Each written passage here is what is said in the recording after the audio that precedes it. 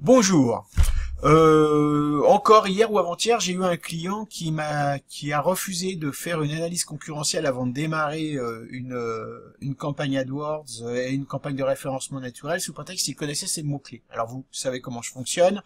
En général, quand j'ai pas accès à une campagne, à une analyse concurrentielle préalable, qu'elle soit faite par moi ou par d'autres, hein, c'est pas le sujet.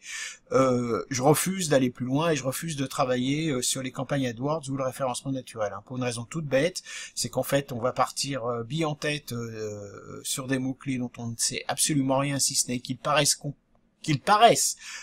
excusez-moi, pertinents aux prospects ou aux clients, et donc là on se méfie du vanity métrique, et donc ça moi je fais pas. Donc ce client m'a donc justifié sa décision en me disant qu'il connaissait parfaitement ces mots-clés, qu'il n'avait pas besoin de faire d'analyse concurrentielle. Là, j'essaye d'attirer votre attention sur le fait que si vous ne faites pas une analyse précise de la situation de votre site, de votre activité, de vos offres sur Internet, vous ne pouvez pas connaître les mots-clés qui vont représenter les intentions de vos suspects. Tout simplement parce qu'en fait on n'y a pas accès.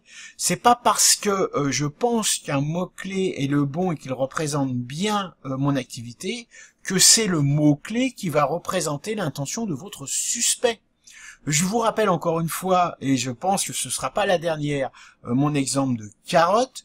Je suis un marchand de graines de carottes, je sais que mon mot-clé c'est carotte, je demande donc à une agence de SEO de positionner mon site sur carotte, ce qu'ils font très bien parce que ce sont des professionnels.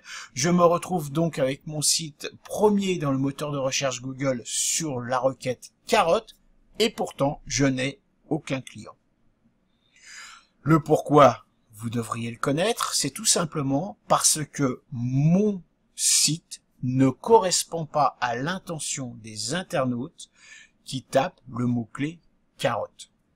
En d'autres termes, les internautes qui tapent le mot-clé carotte ont comme intention le fait de vouloir obtenir une recette de carotte. Pas du tout de vouloir acheter des graines de carotte.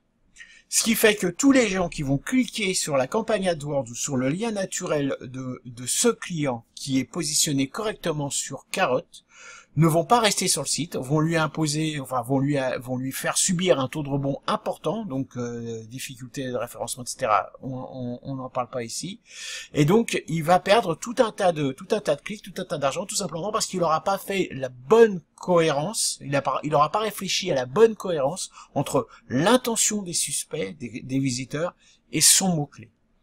Alors oui, il peut croire qu'il connaît le mot-clé qui représente son activité. Et non, il ne le connaît pas. Donc voilà à quoi sert une analyse préalable de mots-clés, une analyse concurrentielle. Ça va servir à identifier les mots-clés précis qui vont vous permettre de transformer des visiteurs en prospects ou en clients. Le but du jeu, c'est pas de prendre une somme d'argent pour faire un travail inutile. Le but du jeu, c'est de préparer le terrain pour que les étapes ultérieures, en référencement payant ou en référencement naturel, soient tout simplement efficaces. Donc voilà, j'espère que j'ai été suffisamment clair. Je pense que je reviendrai sur le sujet parce qu'il y a des choses qui ont beaucoup de mal à rentrer dans la tête des gens. J'ai pas grand chose d'autre à dire aujourd'hui, hein. Je vous dis à demain.